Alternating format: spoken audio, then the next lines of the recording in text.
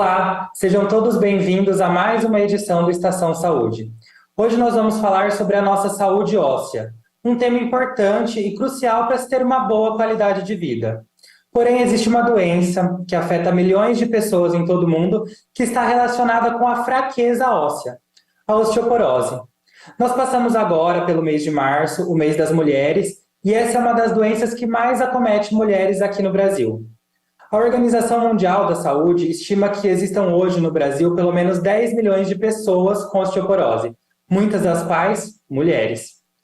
E para falar sobre esse tema, a gente tem o prazer de receber a médica geriatra, a doutora Adriana Braga de Castro Machado. A doutora Adriana é diretora científica da Fragility Fracture Network e ex-vice-presidente da instituição a nível global, com sede na Suíça. Seja muito bem-vinda à TV Câmara, doutora Adriana. Muito obrigado por aceitar o nosso convite. Muito obrigada, o prazer é meu. Doutora, então, para a gente começar, você poderia fornecer uma visão global, uma visão geral sobre a osteoporose e por que é tão importante um espaço para falar sobre essa doença? Bem, a osteoporose, ela é uma doença extremamente prevalente e nós sabemos que nas próximas décadas, a América Latina, juntamente com a China, ela será a sede de uma explosão, digamos assim, de acometimento de pacientes com fratura por fragilidade, que são as fraturas vinculadas aí à osteoporose. E para isso, então, a gente vem se preparando para tentar diminuir todo esse caos aí que pode se instalar.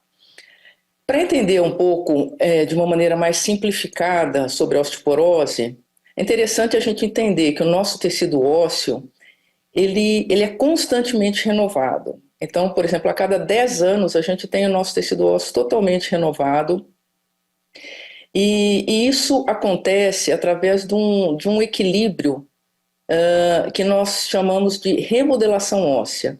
Nessa remodelação, nós temos o osso antigo reabsorvido e, posteriormente, osso novo formado.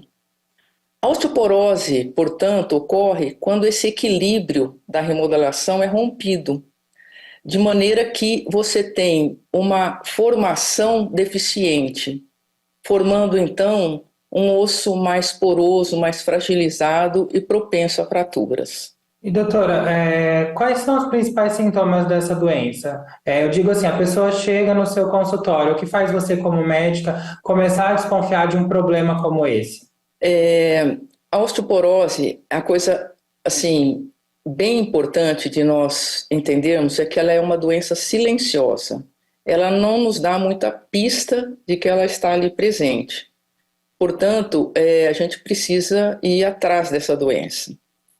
Porque muitas vezes, se não na maioria das vezes, conforme o sítio de fratura, a gente acaba fazendo o diagnóstico e o paciente já se apresenta com uma fratura. Então, por isso é muito importante a prevenção, que a gente vai falar um pouquinho sobre isso hoje. E quando a osteoporose é diagnosticada, qual é o procedimento, qual é o tratamento inicial? Existe cirurgia, medicamento? E como que é o exame, se é que existe um exame para descobrir a doença? O diagnóstico da osteoporose, ele é feito através da densitometria óssea, que tem uma máquina chamada densitômetro. Então, nós, através de alguns critérios estabelecidos pela OMS, nós então fazemos o diagnóstico de osteoporose. Lembrando que a gente não precisa ter osteoporose para fraturar. Estágios anteriores, inclusive, à osteoporose, que a gente chama de osteopenia, que todos são, na verdade, uma baixa de massa óssea, eles já são suficientes para trazer a fratura, né? Então, o diagnóstico é feito, portanto, com a densitometria. No entanto, se o paciente tem uma fratura relacionada à osteoporose, a gente nem precisa da densitometria para nós termos, então, o diagnóstico firmado, tá? Então, o paciente que já vem com uma fratura por fragilidade, como nós denominamos, nós já podemos, então, estabelecer esse diagnóstico de osteoporose.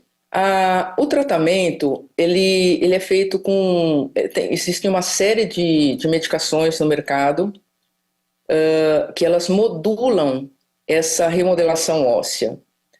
E ou atuando na diminuição da reabsorção do osso ou no aumento da formação do osso. Eu não vou entrar em detalhes agora sobre esses tratamentos, mas uma coisa importante é nós entendermos que eles têm que ser feitos de uma maneira bastante individualizada, com o médico entendendo qual é todo aquele contexto clínico que o paciente se insere, com outras comorbidades, muitas vezes também acometendo esse paciente, para poder então indicar o melhor tratamento.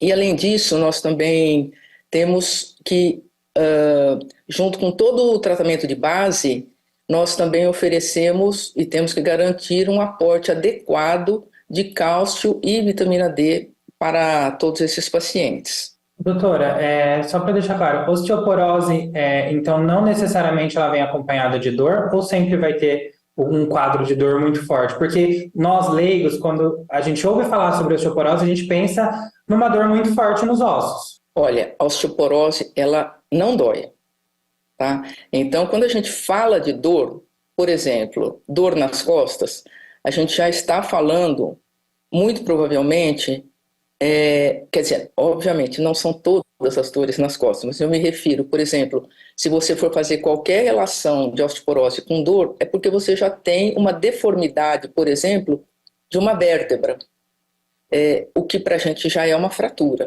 tá? Então, a osteoporose, como eu disse inicialmente, ela é silenciosa, ela não dói, ela não te traz nenhum agravo maior antes de realmente acontecer a fratura. Agora falando um pouquinho sobre o impacto dessa doença no dia a dia das pessoas. Como que a osteoporose afeta o cotidiano dos pacientes e também das suas famílias? Bom, então considerando que é uma doença silenciosa, né, e que muitas vezes o problema inicial já se trata de uma fratura, esse é o grande problema, na verdade, tá? Porque uma em cada 3 mulheres e 1 em cada 5 homens após os 50 anos irão experimentar uma fratura osteoporótica ao longo da vida. Essa é uma incidência bastante grande, né? E essas fraturas, elas podem se localizar assim, em sítios diferentes, em locais diferentes. Por exemplo, elas podem se localizar na vértebra, né, na coluna vertebral, em vários níveis. Elas podem se localizar no antebraço, que a gente chama de fratura de Colles.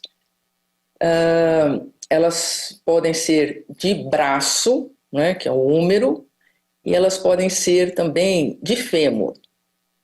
Cada uma dessas fraturas, elas têm características diferentes, e às vezes a pessoa tem mais de uma fratura, né? Então, a gente tem alguns dados interessantes. Por exemplo, uma parte extremamente importante, provavelmente a maioria das fraturas vertebrais, elas praticamente não são diagnosticadas. E a gente faz o diagnóstico da fratura vertebral, geralmente, de uma maneira mais simplificada, através de um raio-x. E às vezes o paciente já tem aquela fratura há anos e a gente nem sabia disso. E a gente vai descobrir, muitas vezes, quando o paciente faz uma fratura de fêmur. E na internação faz um raio-x de tórax, por exemplo, e você vê também que aquele paciente já tinha uma fratura vertebral. Então, os pacientes com fratura de fêmur, quando a gente faz um estudo retrospectivo, né, o que aconteceu anteriormente na vida daquele paciente, a gente sabe que em torno de 40% desses pacientes, às vezes até um pouquinho mais, eles já tinham uma história pregressa de fratura por fragilidade. Isso significa que se tivéssemos atuado naquela época, quando ele teve a primeira fratura, ele teria um risco muito menor de ter tido uma fratura muito mais grave, né? Então, as fraturas, elas podem ser assim realmente devastadoras, porque falando inicialmente assim de morbidade que podem acontecer, né? Esses pacientes eles podem, por exemplo, ficar com um déficit de mobilidade importante, eles podem ter infecções, eles podem ter eventos vasculares graves, feridas, e finalmente, eles podem também, a gente sabe que quase um terço, em torno de 30%, em várias estatísticas, dos pacientes podem morrer até durante o primeiro ano pós-fratura de fêmur, por exemplo. Então, ela tem uma mortalidade muito alta. E quando nós isolamos a população masculina, e aí é até curioso, porque quem quebra mais são as mulheres, mas quem morre mais são os homens, né? Depois, por exemplo, de uma fratura de fêmur. Então, quando a gente isola, por exemplo, a população masculina, a gente sabe que pode até chegar a 50% dos pacientes após uma fratura de fêmur falecerem após o primeiro ano. Então, é grave, muito grave, e a gente tem que ficar muito atento, porque tem tratamento, tá? Então, a gente tenta muito barrar a fratura na primeira fratura, né?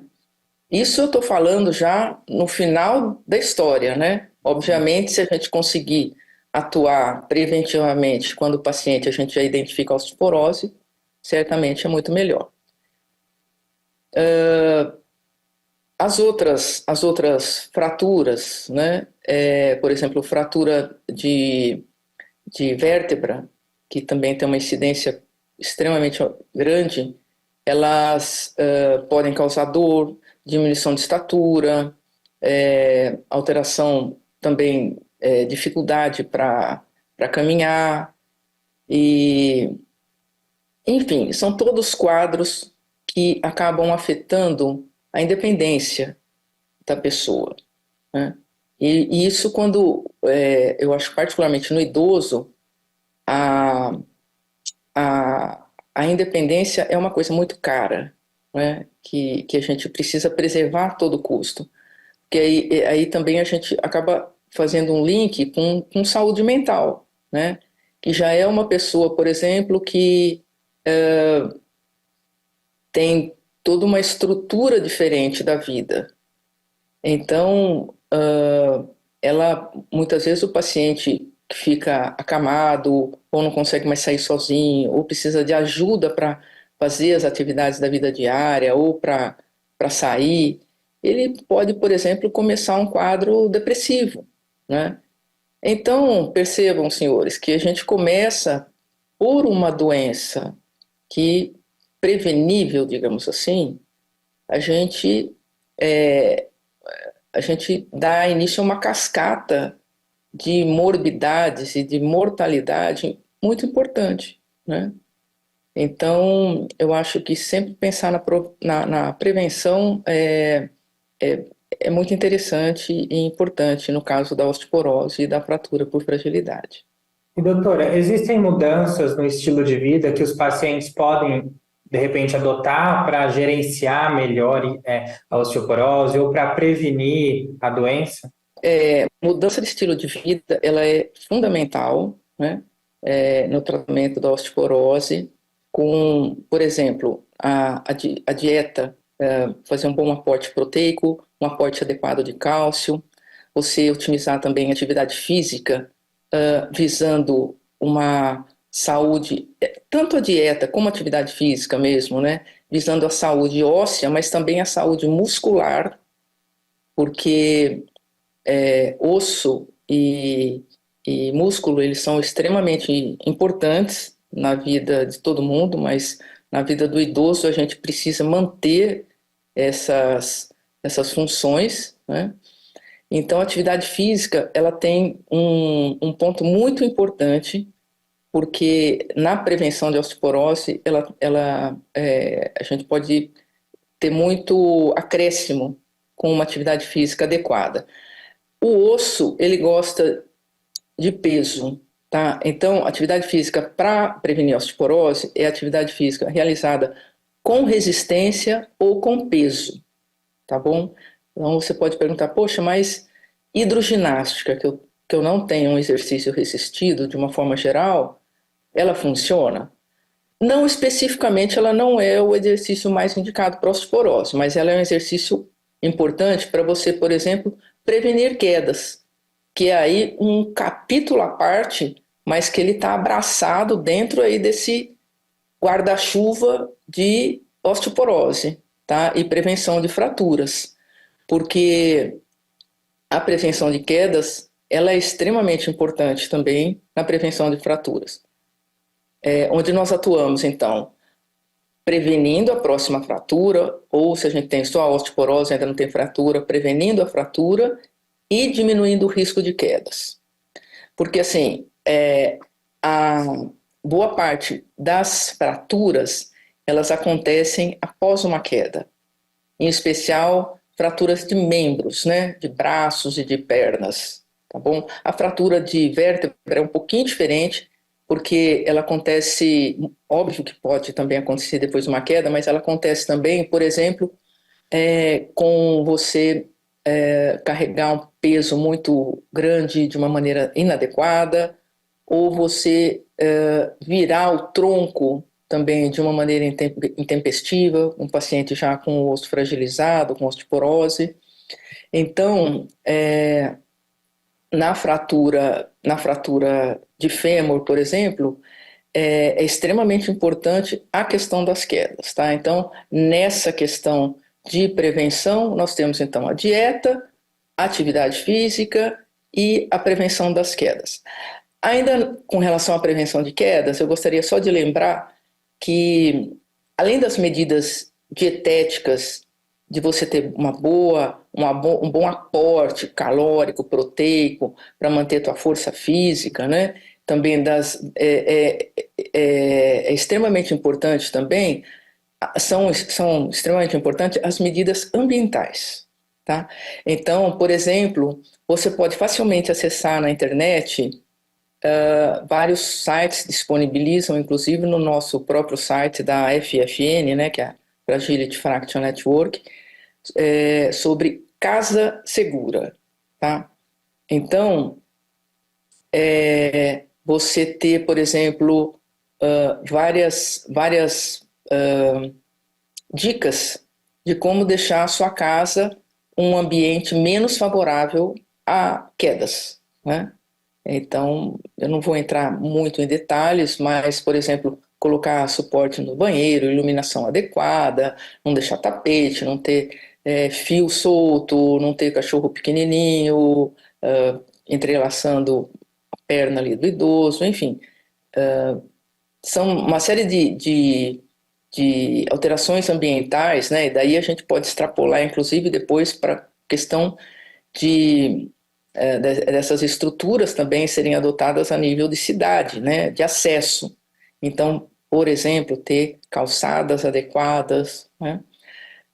Então, essas são todas medidas que nós procuramos implementar na prevenção da osteoporose, em particular também na prevenção das fraturas.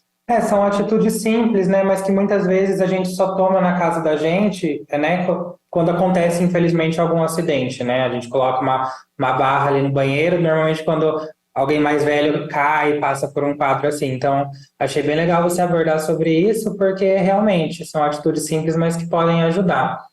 E, doutora, agora Sim. a gente falou muito sobre fatores de risco, falamos sobre a idade, né? E falamos também sobre a questão das mulheres. Existe alguma explicação do porquê as mulheres são mais acometidas? Olha, o estrogênio, que geralmente a mulher na vida reprodutiva ativa, né, ela tem um nível de estrogênio importante, né, no organismo, ele tem um efeito protetor ósseo. Então, quando essa mulher ela caminha para a menopausa, ela tem uma perda óssea muito mais acelerada, né? Enquanto nós, por exemplo, depois do nosso pico de massa óssea, que se dá ao redor dos 30 anos, depois desse pico a gente começa a perder osso, certo? Então, assim, desde que a gente nasce até ao redor dos 30 anos, a gente está ganhando osso. Por isso que é importante também, em termos de políticas públicas e tudo mais, a gente lembrar de ter um suporte na infância e na adolescência e no adulto jovem, dietético, de atividade física, para você ter um pico de massa óssea adequado. Então, depois desse pico de massa óssea, você tem uma perda óssea em torno aí de 0,5% ao ano, isso varia um pouco. E quando a mulher, por exemplo, entra na menopausa, portanto, assim, quanto maior esse pico, melhor, porque você tem uma reserva maior óssea, né, de massa óssea.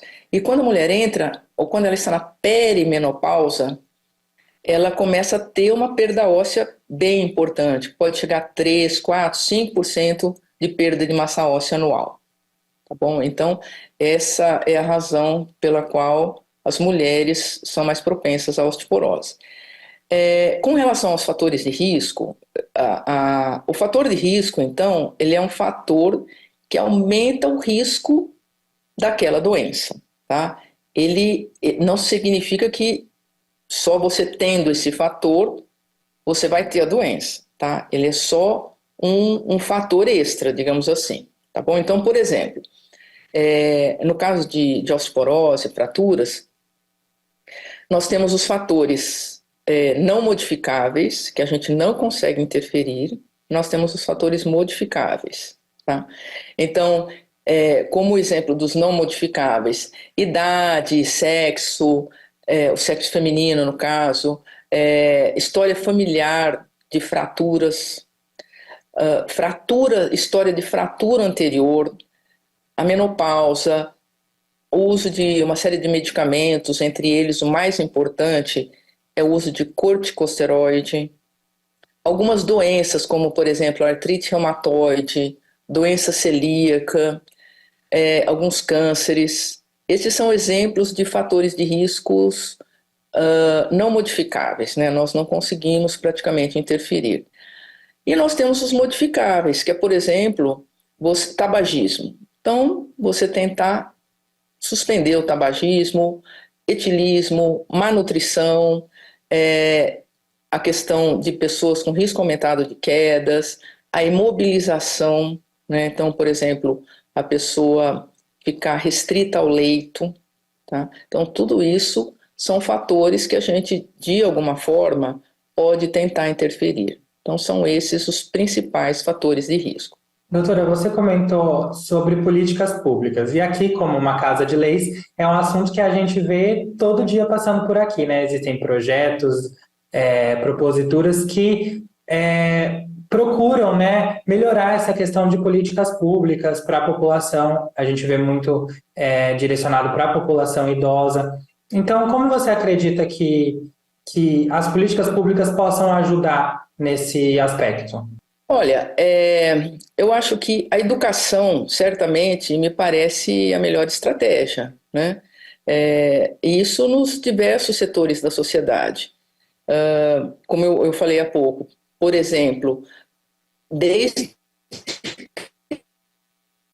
né, você fazer você ter iniciativas que visem, por exemplo, você aumentar o pico de massa óssea, com dietas adequadas, com atividade física, você ter, por exemplo, medidas educativas a respeito de casa segura, né? Agora, eu ainda acho que um desafio que nós temos, né, é você garantir que o diagnóstico, na verdade, seja feito, né? Porque esse é um problema. Então, a gente tem droga no mercado que eu acho que são interessantes, né? Mas a gente ainda tem, assim, uma questão importante com a questão de diagnóstico mesmo. Então, eu acho que sempre um bom aliado é o teu médico, né? Então, conversar com o médico que você confia, com o teu médico parceiro, eu acho que ele vai te ajudar te orientar, digamos assim, nesse caminho que é o diagnóstico e, eventualmente, o tratamento. E a medicina, doutora? Agora vamos falar mais especificamente sobre uma parte mais técnica, digamos assim. Você acredita que a medicina ainda pode evoluir para um melhor tratamento dessa doença? Então, olha, sinceramente, não é hoje o meu ponto principal a gente ter só melhores drogas, porque o que eu acho que a gente tem que usar o que a gente tem disponível agora, que já é muito razoável, né? Então, eu vou te dar um exemplo. Com as drogas que você tem no mercado, você diminui ao redor de metade, você diminui o seu risco de uma fratura, por exemplo, em até 50%, né? Isso é bastante coisa. Só que isso não é feito, assim, em massa, entendeu? Então, eu acho que, tudo bem, eu acho que é importante nós sempre termos aí um caminho de melhoria, não é? De drogas, né, terapêuticos, certamente, e isso, com certeza, também é uma coisa que é um caminho que está acontecendo, né? De tempos em tempos, temos novas medicações no mercado. No entanto, a gente precisa garantir que o que nós temos, e que eu acho que até é um custo bem adequado, que possa ser usado, se for o caso, se tiver indicado. Doutora, para finalizar, a gente sempre pede que o nosso convidado deixe uma mensagem para uma pessoa que às vezes esteja nos assistindo e passando por um quadro da doença. Então, por favor, fique à vontade. Olha, eu acho que o que eu falaria, assim, para osteoporose ou para um paciente com osteoporose, ele vale para a maioria das doenças que nos atingem, né? Então, e está muito relacionado, eu acho, à disciplina, tá? Então, por exemplo, investir e garantir a disciplina na dieta, a disciplina em atividade física, você está, por exemplo, engajado socialmente e com na terceira idade, particularmente, eu acho que é muito bacana também a questão de você estar envolvido com voluntariado. Essas são todas coisas que nos ajudam a enfrentar e prevenir muita doença, né? E certamente também, eu acho que, não entendendo nada a ver com religiosidade, mas eu acho que também você você ter assim cuidar da nossa espiritualidade também, eu acho que é uma coisa assim muito bacana também, entendendo espiritualidade como você acreditar numa coisa a mais do que nós temos por aqui, né? Novamente, pode ser uma energia, pode ser sabe, uma energia que vem numa plantinha de jardim. Tudo isso é espiritualidade. Isso é, sabe, a gente sabe que isso a gente tem cada vez mais evidências que isso é extremamente importante. E quando eu falo também da questão de envolvimento social, ainda também é nessa mesma linha, né? Isso tudo visando nossa autonomia física, nossa autonomia mental, espiritual e, enfim, a gente indo atrás da nossa felicidade. Acho que é isso. Tá certo, então, com certeza. O Estação Saúde desse mês conversou com a geriatra, a doutora Adriana Braga de Castro Machado, sobre osteoporose. Doutora, mais uma vez, em nome da equipe da TV Câmara, eu agradeço a sua disponibilidade, viu? Tá, muito obrigada, foi um prazer. E você que assistiu o nosso quadro hoje pode participar e enviar para a gente sugestões de pautas para as próximas edições. É só escrever para o endereço de e-mail que está aparecendo aqui no seu vídeo. O nosso Estação Saúde de hoje vai ficando por aqui. Não deixe de acompanhar a Câmara de Botucatu nas nossas redes sociais. Até a próxima!